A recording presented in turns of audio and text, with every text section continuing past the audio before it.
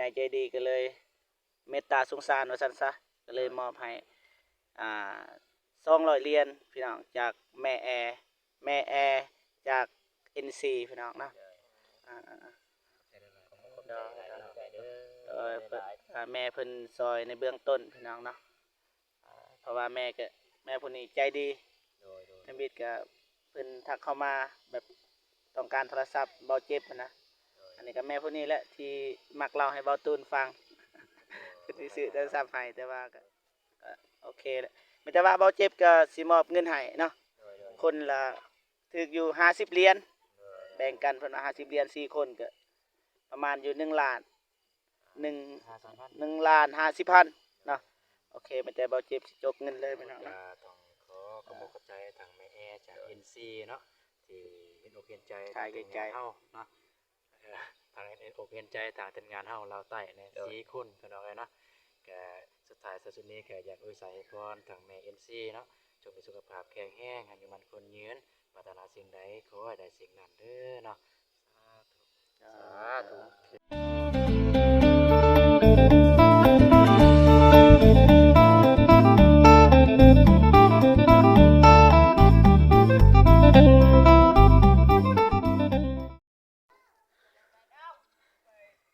กราบสบายดีและสวัสดีเด้อพ่อแม่พี่น้องเบิดสู่คู่สู่คนเนาะทั้งในลาวและก็ต่างประเทศเนาะก็ยินดีต้อนรับเข้าสู่ซองเบาเจ็บคือเก่าพี่น้องเนาะมื้อนี้เบาเจ็บได้เดินทางมาฮอดบ้านอาลีงคือเก่าเนาะบ้านน้องเดิมเนาะเมืองท่าแตงแขวงเสกอเนาะ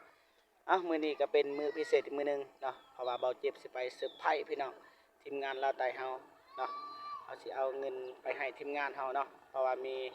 ผู้ใหญ่ใจดีเพิ่นมอบเงินให้เบาเจ็บไปเป็นสะพานบุญช่วยเหลือทีมงานเฮาเนาะสิเป็นอะไรเนาะเอาไปชมกันเลยเนาะไปโอเคพี่น้องนะทีมงานก็อยู่หันครบเบิดพี่น้องนะว่าทีมงานเฮาบางเทื่อก็ลงคลิปปกติก็ไปลงคลิปอยู่หันพี่น้องเนาะ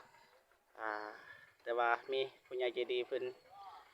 ฝากเงินมาให้พี่น้องเป็นสะพานบุญให้เนาะมอบเงินให้ทีมงานลาวใต้เฮาเนาะคนละ50 เหรียญพี่น้องเนาะไม่ได้ว่าเบาเจ็บสิไปมอบเลยเพราะว่าผู้ใหญ่ใจดีเพิ่นเห็นความตั้งใจของทีมงานลาวใต้เฮาเนาะเดินทางไปช่วยเหลือทางที่ยังบ่ทันมีเงินมาซั่นซะแต่ว่าทีมงานคนอื่นนี่มีเบาโกมีเบานงมีเบาตูนหาก็มีแต่ว่าเบาเจ็บบ่มีพี่น้องเนาะมีแต่ว่าเบาเจ็บสิไปถามรายละเอียดแล้วก็มอบเงินให้เลยเนาะ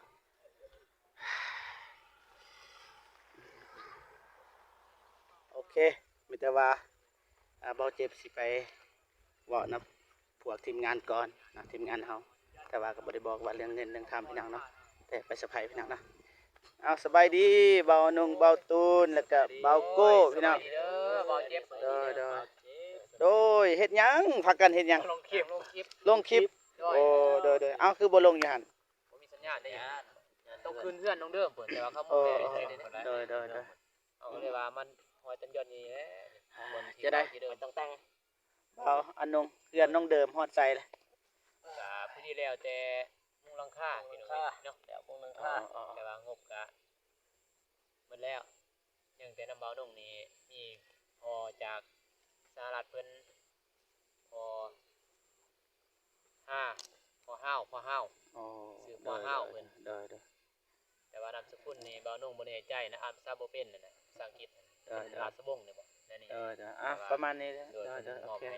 1 ล้านเท่านั้นแหละโอเคเข้าใจจะไหนเบาตูนเดินทางเมื่อวานเราประสบการณ์เบิ่งเราเบิ่งลองเราเบิ่งหน่อยนึงแห้งๆเด้อเมื่อวานได้ไปเพราะว่าใส่ไม้บ่เป็นใส่ไม้บ่ได้เมื่อวานเนี่ยลองว่าไม้บ่ได้เมื่อวานเนี่ยไปกับเบาเจ็บเนาะบ้านนะครับบ่ได้ฮู้ว่าบ้านนั้นมีบ้านตอกบ้านซึบบ้านหยังกันคิดว่ายังมีบ้านไปพุ่นอีกแต่แทนบ้านซึบบ้านตอกล็อกกันมันถูกฮู้กันอยู่เดียวกันแต่ว่าคนละกลุ่มแต่วันเดียวกันแล้วพอดีขี่รถไปไกลพุ่นไปทางปราสาทดีแต่บ่ฮอดปราสาทเนี่ยไปไกลเห็นอยู่ดอกไอ้ว่าอีสังว่าไปคือทางลักไปทางทงไห้ทงนานี่ไกลเฮือนไกลซ่านกันนะพอดีรถเพ่เนี่ยบ่ทันบ่ฮู้จังนี่บ่ได้ไปโอ้โหไปแต่ว่าทางทำอิฐบ่ไปพูดแต่บ้านสะทัวเนื้อ อยากไปต่อนะ ใกล้บ้านสะทั่วเนื้อไปอีก แม่น กลายบ้านตัวไตเลยไปพุ่นเลย มีแต่ไปมีภาษาได้ต่างนะ ไปภาษาวันนี้จอดรถยานมันลงไปพุ่นอีกภาษา หารถเพ่ใส่บัด รถเพ่กันสิฮอดภาษาเดี๋ยวรถเพ่ยางหัว ก็เลยบ่ได้ไปต่อเนาะโอเค ดีแล้วทางแต่ว่าเนาะแต่ว่าก็มันยังมีหานค่าแน่พี่หน่อยเนาะยังมีหาน ทานเดียวอีกนะ อันเดียวอีก รถบ้านทานเดียวครับ มันจนไปกันนานพี่หน่อยเนาะ โอเคเข้าใจแหละเพราะว่า FC เขาก็เบิ่งคลิปคือกันเนาะจะได้บอกโก้เมื่อวาน เมื่อวานบ่กับไปกับบ่าวน้องไปดอกสมิงไปช่วยเรือแม่เฒ่าตาบอดแล้วก็ไปช่วยเรือไปเบิ่งหั่นน่ะไปเขียนเฮือนอ่าลูกกับแม่ว่าบ่าวลีเพิ่นไปถ่ายมันนั่นเด้จัดบ่ต้องจัด โดยแล้วก็อยากถามความรู้สึกแต่ละคนเด้อที่ได้มาเฮ็ดบ้านน้องเดิมนี่นะรู้สึกเมื่อยหรือว่าท้อแท้จังไดนะความรู้สึกของอายอนงซะที่ได้มาเฮ็ดบ้านน้องเดิม มาทำบ้านน้องเดิมอะนะความรู้สึกจังได ถือว่าอายก็ถือว่าเป็นเงินว่าตัวนักแสดงเนาะของน้องๆเลยเนาะถือว่าอายุก็น้อยแหละแต่ว่าอายก็บ่ได้ว่าดอกว่าให้นับถือเป็นหัวหน้าหัวตาคือเพิ่นว่า CEO ก็บ่ได้ว่าพี่น้องเอ้ยเนาะแต่ว่าก็ความรู้สึกก็ถือว่ามาเฮ็ดเรือนน้องเดิมนี่ก็ถือว่าโอ้ก็เป็นงานแรกแม่นบ่ของทีมงานเฮาแหละถือว่าความรู้สึกก็ประทับใจพี่น้องเอ้ยเนาะที่แบบเฮาก็ได้เฮ็ดในสิ่งที่เฮาเพิ่นว่านอกจากช่วยเหลือแหละสังคมแล้วก็เฮ็ดรอยยิ้มเพิ่นว่าของน้องๆเพิ่นที่เพิ่นได้รับในสิ่งที่เฮาเพิ่นว่าเฮาให้จากใจนะเฮาบ่ได้หวังผลสิ่งตอบแทนหยังเพิ่นว่าเฮาบ่ได้หวังว่าว่าเพิ่นว่าเฮานี่มาเพิ่นว่าทวงบุญคุณเฮาบ่ได้คืนนั่นนะมีแต่ว่าเฮาให้เพิ่นเฮาให้ก็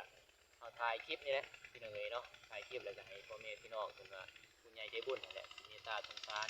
ทางน้องสองคนหันพี่น้องเอ้ยเนาะก็ให้ทางทีมงานเฮาคืออ้ายเป็นทีมงานคือว่าให้ทางเบาน้องมาเป็นสะพานบุญเพิ่นว่าเฮ็ดเป็นว่าต่อเติมนั่นแหละหลังคาคือว่าหลังคาบ้านแล้วก็ไม้เฒ่าของหน้าทางเบาเตียงเพิ่นนั่นแหละสิได้มอบหมายให้ทางทีมงานเฮาหมดทุกคนนั่นแหละเฮ็ดนํกันพี่น้องเอ้ยเนาะเบาน้องก็บ่ได้ว่าเบาน้องรับผู้เดียวแต่ว่าก็หมดทีมงานเฮาแล้วก็ทีมงานเบาเตียงทองเพิ่นลงมาเฮ็ดนํกันหมดเรือนของน้องเดิมถือว่าประทับใจที่สุดพี่น้องเอ้ยเนาะแต่ว่าแล้วบ่ก็ยังเพิ่นแล้วเนาะสามีเฮาก็โอ้ภาคภูมิใจหลายพี่น้องเอ้ยเนาะเป็นว่าเฮาเฮ็ดซ้ำนี่แม่นบ่เป็น โดย เพื่อนแรกเป็นว่าครั้งแรกครั้งทำอิฐพี่น้องเอ้ยเนาะ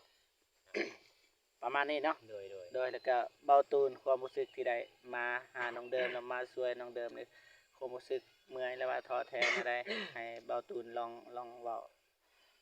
โดย สำหรับเบาตูนเองก็คันถามเรื่องคันถามเรื่องความรู้สึกนี่แหละ ก็ คันถามเรื่องความรู้สึกนี่รู้สึกแรกดีใจมันหลายความรู้สึกนะดีใจตื่นตันประทับใจมันก็หลายเนาะมันก็ปะปนอยู่หั่นหนึงก็คือจังซี่เนาะเบาตูนในแรกๆก็เริ่มเฮ็ด YouTube เนาะแต่ว่าด้วยความว่าทาง FC หลายๆคนเนาะเพิ่นสนใจน้องเดิมเนาะเพิ่นสนใจน้องเดิมแล้วก็ไปถ่ายน้องเดิมแล้วก็เพราะว่าเพิ่นมักน้องเดิมอะนะเพิ่นก็ต้องมักเฮานำบัดนั้นนะแล้วเขาไปถ่ายน้องเดิมเพิ่นก็ติดตามเฮานำตัวนี้มาความรู้สึกคือดีใจถ่ายดีใจดีเลยคันถามว่าเมื่อยบ่ตรงๆในร่างกายก็เมื่อยร่างกายเนี่ยเมื่อยแบบเวลาเฮาจับนั่นจับนี่ก็เมื่อยเนาะ อายุแต่จิตใจ แต่ว่าจิตใจเฮายังได้จิตใจยังได้ยัง เป็น แบบ ใครยังไปนะสู้ได้ ประมาณแหละเทปตูนก็ว่าบ่เก่งนะพี่น้องเนาะเก็บเบิดแล้วสำหรับ โอเคอ่ะต่อเลยเบาโก้ความรู้สึกจังไดความรู้สึกแรกเลยแบบได้มาทางนี้นะ ความรู้สึกของเบาโกเนาะแรกๆที่ว่าเฮ็ด YouTube เนาะก็ได้มีประสบการณ์ก็บ่หลายปานใดเนาะแต่ก็มีทางยูทูบเบอร์ทางเบาเตียงทองเพิ่นลงมาถ่ายทางบ้านน้องเดิมหรือว่าทางบ้านทองไว้เนาะเบาโกก็ด้วยความมักเฮ็ด YouTube เนาะก็เลยมาทางเบานุ่งแล้วก็เบาเจ็บแล้วก็เบาตูนมาถ่ายนำกันเนาะแต่ว่าง่ายๆก็คือมาเฮ็ดบุญนำกันเนาะก็มีความรู้สึกดี อกดีใจที่ได้เฮ็ดบุญเนาะหรือว่าได้ถ่ายคลิปให้ FC หรือว่าให้ผู้ใหญ่ใจบุญเพิ่นได้เห็นทั้งต่างประเทศหรือว่าอยู่ในประเทศลาวเนาะเองก็ดีอกดีใจเนาะที่ได้ถ่ายก็ความรู้สึกฮักก็เมื่อยบ่ ก็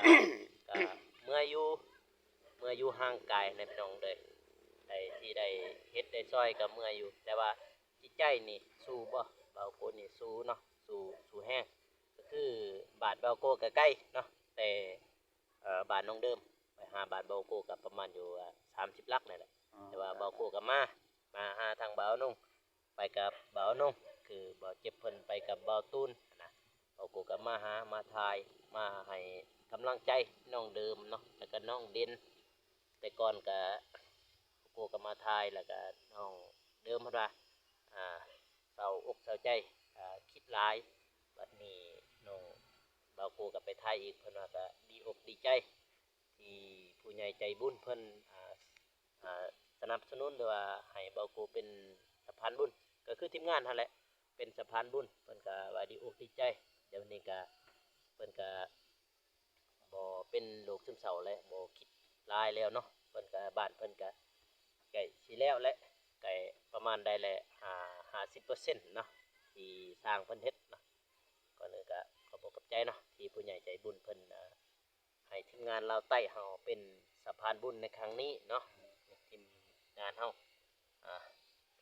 าจะได้ก็ฝากติดตามผลงานของทีมงานเฮาต่อไปเด้อ FC ขอบใจเนาะ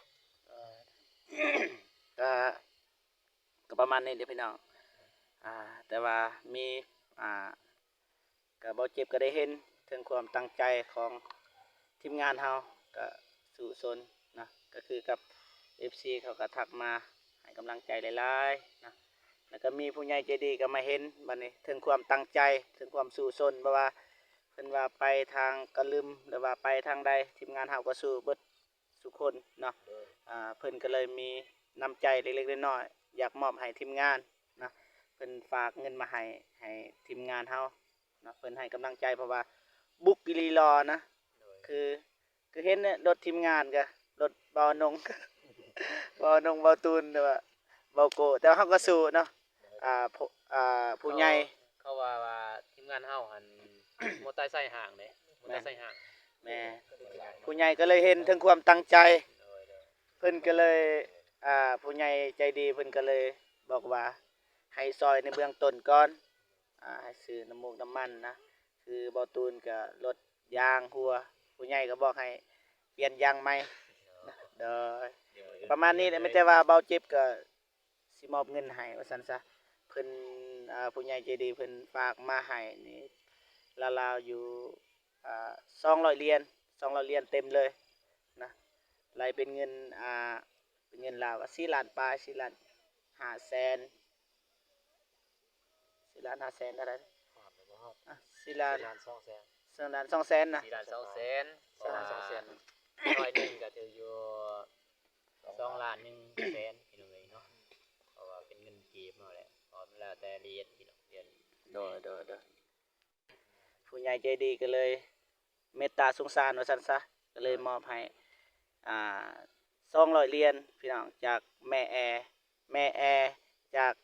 NC พี่น้องเนาะ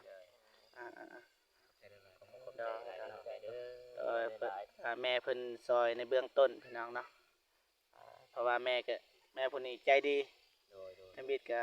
เพิ่นทักเข้ามาแบบต้องการโทรศัพท์เบาเจ็บนะอันนี้ก็แม่ผู้นี้แหละที่มักเล่าให้เบาตูนฟัง คือสิซื้อโทรศัพท์ให้แต่ว่าก็โอเคแหละไม่แต่ว่าเบาเจ็บก็สิมอบเงินให้เนาะคนละถึกอยู่50 เหรียญแบ่งกันเพิ่นว่า50 เหรียญ4 คนก็ประมาณอยู่1 ล้าน1 ล้าน 50 พันเนาะโอเคไม่แต่เบาเจ็บสิจกเงินเลยพี่น้องเนาะ ทางกล่องบ่เจ็บ โอเคนะในสร้างเพิ่นมาสบายดี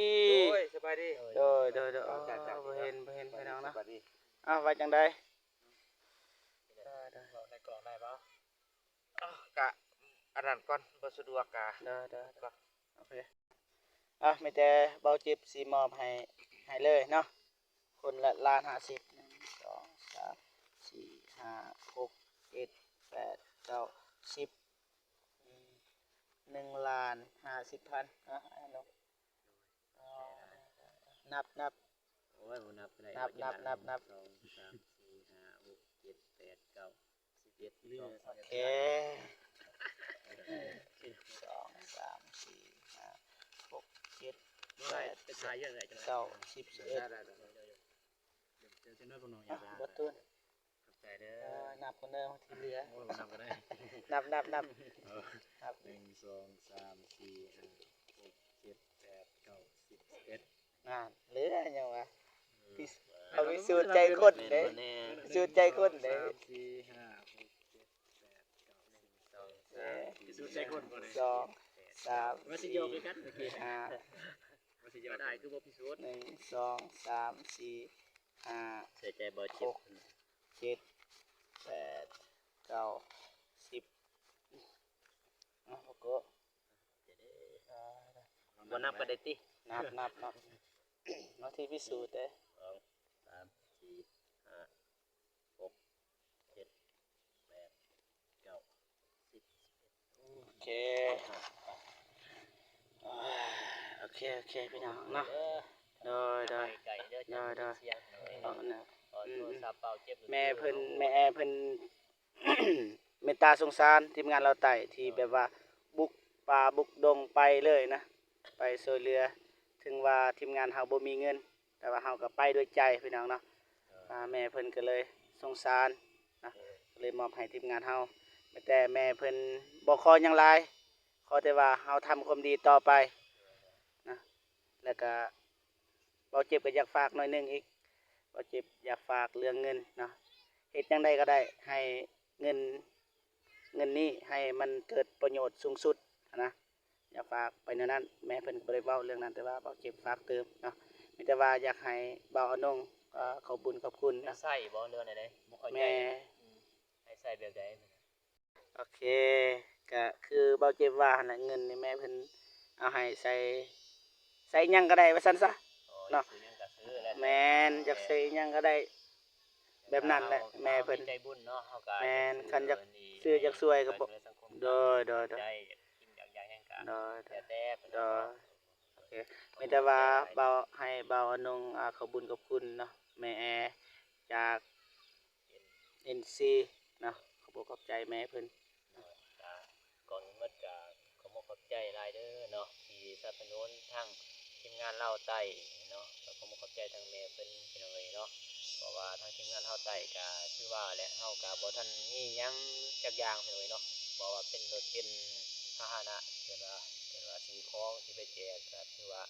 บ่มีพี่น้องเอ้ยเนาะก็ขอขอบใจหลายทั้งแม่เด้อแม่แอนแม่จาก แม่แอร์จาก NC จาก NC แม่ เนาะ แอร์แม่แอร์ แม่แอจาก NC พี่น้องเอ้ยเนาะก็ขอขอบใจทั้งแม่เด้อขอให้แม่จงมีแต่ความสุขความเจริญปรารถนาสิ่งใดขอให้ได้สิ่งนั้นดังสมปรารถนาความเจ็บอย่าสิได้ความไข่อย่าสิมีขอให้เจ้าหังจะมีขอให้เจะร่ำจะรวยเฮงๆปังๆตลอดตลอดปีเด้อแม่เด้ออย่าเจ็บอย่าจนสาธุ ขอบใจหลายๆไอ้น้องเพิ่น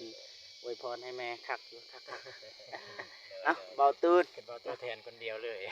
แล้วก็คู่คนเนาะ ทุกคนจากใจเฮานะได้ครับ แม่เพิ่นเป็นห่วงเด้เบาตูนแล้วก็เป็นห่วง เบาตัวแทนคนบ่เก่งไปหน่อย เป็นห่วงรถเฮานะ เอาเป็นห่วงคนบ่บ่เป็นห่วงคนบ่เป็นห่วงบ่ได้เลยพี่น้องเอ้ยเนาะ คนอื่นหมดก็ต้องขอบใจทางแม่แอร์จาก NC เนาะที่เห็นอกเห็นใจทางงานเฮาเนาะทางเห็นอกเห็นใจทางทีมงานเฮาเราใต้เนี่ย4คนพี่น้องเอ้ยเนาะก็สุดท้ายสุดนี้ก็อยากใส่พรทางแม่ NC เนาะจงมีสุขภาพแข็งแรงอายุมันคนยืนปรารถนาสิ่งใดขอให้ได้สิ่งนั้นเด้อเนาะสาธุ โอเค เนาะบ่เก่งพี่น้อง ขอบใจหลายๆมาถึงเบาโก้เนาะ โดยจังไดก็ขอบใจเนาะที่เมตตาสงสารทีมงานเราไต่เฮาเด้อแม่แอจาก NC เนาะที่เมตตาสงสารทีมงานเราไต้จังไดก็ขอบใจจากใจเบาโกที่แม่ได้เห็น ความตั้งใจของลูกเนาะเพื่อช่วยทีมงานหรือว่าช่วยน้องเดิมเนาะจังไดก็ขอให้แม่จงสุขภาพแข็งแรงความเจ็บอย่าได้ความไข้อย่าสมีให้แม่หังแม่มีตลอดศาสตร์ตลอดปีเด้อแม่เนาะขอบคุณเด้อ โดยโดยขอบใจหลายๆขอบใจหลาย ทางบ่เจ็บติขอบคุณ ๆโด แทน ย นี่ มีแต่ว่าสู้ๆบ่เจ็บสิอันนั้นเอง กำลังบ่ โดยมีแต่ว่าสู้ๆเนาะ โดย สู้ๆเด้อสู้บ่ โดย โดย สู้ สู้ ๆเจ็บหลายเด้อ โดยโดย ขอบใจทางบ่เจ็บแล้วก็ขอบใจทางแม่ NC เพิ่น โอ เนาะ เคโดยมีแต่ว่าบายลงคลิปเลยตามสบายบ่กวนละโดยโอเคนะมอบเงินให้ทีมงานก็สำเร็จเสร็จสิ้นพี่น้องเนาะแต่ว่านะขอบคุณเนาะแม่แอจากอินซีเนาะที่ไว้วางใจเบาเจ็บเป็นสะพานบุญมอบเงินให้ทีมงานนะอย่างใดก็ขอให้แม่จงมีแต่ความสุขนะสุขภาพแข็งแรงนะประสบผลสำเร็จในหน้าที่การงานนะไปที่ใดก็ขอให้ปลอดภัยนะอายุมันคนยืนนะทาน10ได้พันทานพันได้แสนได้ล้านได้ตื้อพี่น้องนะขอให้แม่จงมีแต่สุขภาพแข็งแรงนะปราศจากโรคภัยไข้เจ็บและร่ำรวยยิ่งขึ้นไปนะสาธุ คลิปนี้เบาจิบขอโตวกลับก่อนนะจังใดก็ขอบคุญขอบคุณนะผู้ใหญ่ใจดีและก็ FC ทุกท่านที่เข้ามาให้กำลังใจเบาเจ็บตลอดมานะสุดท้ายนี้เบาเจ็บขอโตวกลับก่อนพี่น้องเนาะมืดค่ำแล้วพี่น้องนะเบาเจ็บขอโตวจบคลิปตอนนี้นะเอาไว้เจอกันคลิปหน้านะสำหรับคลิปนี้ขอกล่าวคำว่าสบายดีนะบ๊ายบายพี่น้องนะ